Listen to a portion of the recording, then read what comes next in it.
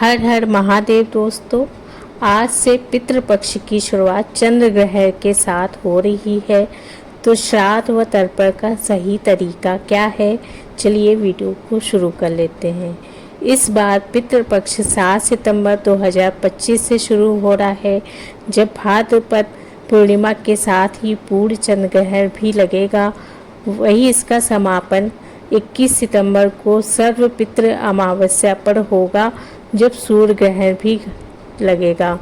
पितृपक्ष, जिसे श्राद्ध पक्ष भी कहा जाता है, हर वर्ष भाद्रपद पूर्णिमा से आरंभ होकर अष्टमी अमावस्या तक चलता है और इसे पूर्वजों को की आत्मा की शांति के लिए अत्यंत पवित्र समय माना जाता है।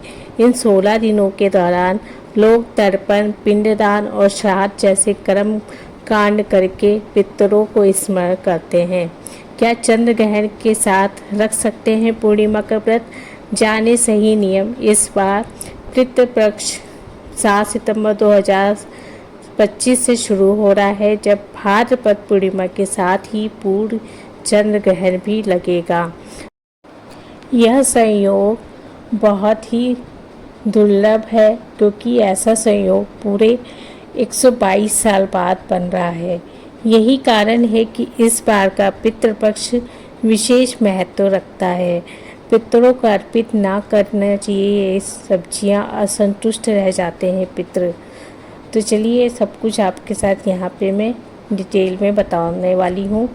देखिए, सूतक काल और धार्मिक मान्यता। मैंने सूतक काल का समय पहले भी बता दिया था दूसरे वीडियो में, मैं फिर से बता देती हूँ। सूतक काल का जो समय था वो 12:57 से शुरू हो गया था दोपहर में। परंपरा के अनुसार इस अवधि में श्राद्ध, तर्पण और पिंडदान जैसे कर्मकांड नहीं किए जाते।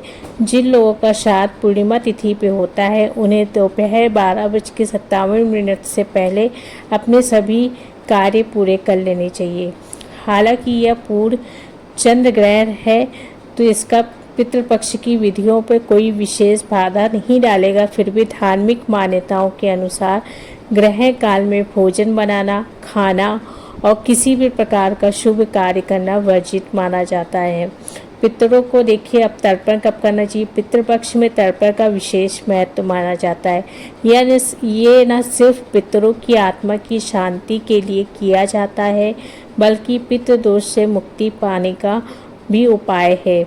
सही समय, स्थान और विधि से किया गया तर्पण बहुत ही पुण्यदायी माना जाता है। तर्पण का जो सबसे शुभ समय होता है, दोपहर के बाद माना गया है, जिसे कुतुब मुहूर्त भी कहते हैं। सुबह 11:30 से लेकर दोपहर 12:30 तक और रोहिणी मुहूर्त 12:30 से लेकर 1:30 तक तर्पण के लिए श्रेष्ठ माने जाते हैं। तो इस बार पूर्णिमा तिथि पर चंद्र ग्रहण होने के कारण श्राद्ध करने वाले लोगों को 7 सितंबर की दोपहर 12:57 से पहले तर्पण कर लेना चाहिए। परंपरा के अनुसार गंगा, यमुना, नर्मदा जैसे पवित्र नदियों के तट पर तर्पण करना सबसे शुभ होता है। यदि नदी के किनारे जाना संभव ना हो, तो घर पर भी दक्षिण दिशा की ओर मुख करके तर्पण किया जा सकता है। अब बात कर लेते हैं तर्पण करने की विधि। सबसे पहले स्नान कर स्वच्छ सफ़ेद वस्त्र धारण करें, जनेऊ धारण करें, दाहिने कंधे पर रखें। एक लोटे में जल भर के उसमें काले तिल और चावल डालें। दक्षिण दिशा की ओर मुख करके बैठें। हाथ में कुशा जो होती है उसकी अंगूठी को धारण करना चाहिए। अंजलि में जल, तिल और चावल लेके 3 बार ओम पितृभ्य नमः मंत्र का जाप करें। फिर अपने गोत्र और पितरों का नाम लेते हुए जल भूमि पर अर्पित करें। तर्पण के बाद गरीबों को भोजन, वस्त्र या धन का दान करना अत्यंत पुण्यकारी है। गाय, कुत्ते और पक्षियों को भोजन खिलाना भी शुभ माना जाता है।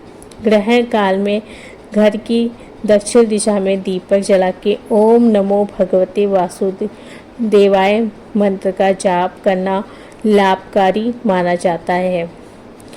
तर्पण के दौरान क्या क्या सावधानी बरतनी चाहिए।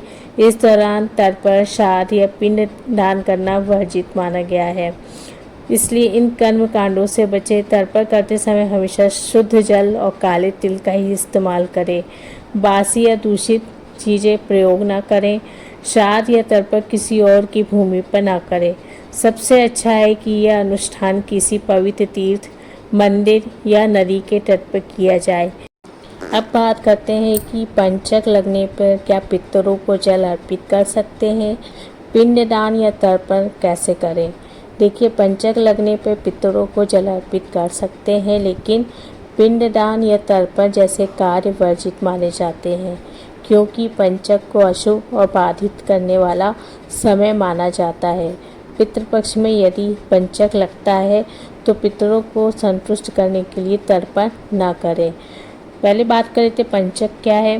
पंचक खगोलीय घटनाओं का एक समूह है जिसमें कुछ विशेष नक्षत्र शामिल होते हैं और इसे अशुभ माना जाता है। इस अवधि में कोई भी मांगलिक कार्य जैसे विवाह, गृह प्रवेश नहीं किए जाते।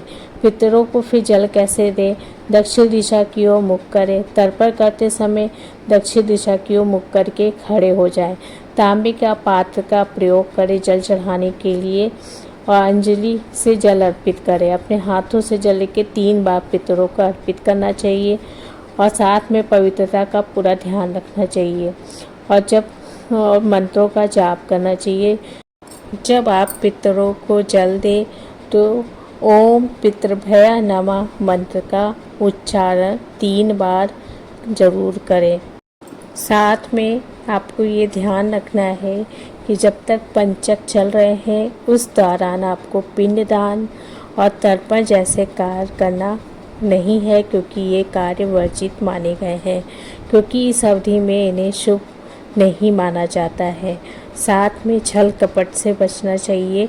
पितृपक्ष में किसी भी प्रकार के छल कपट से बचना चाहिए और किसी के साथ गलत भी नहीं करना चाहिए। दोस्तों, ये थी पितृपक्ष के बारे में वीडियो। पसंद आए तो मेरे चैनल को सब्सक्राइब कर लीजिएगा। धन्यवाद।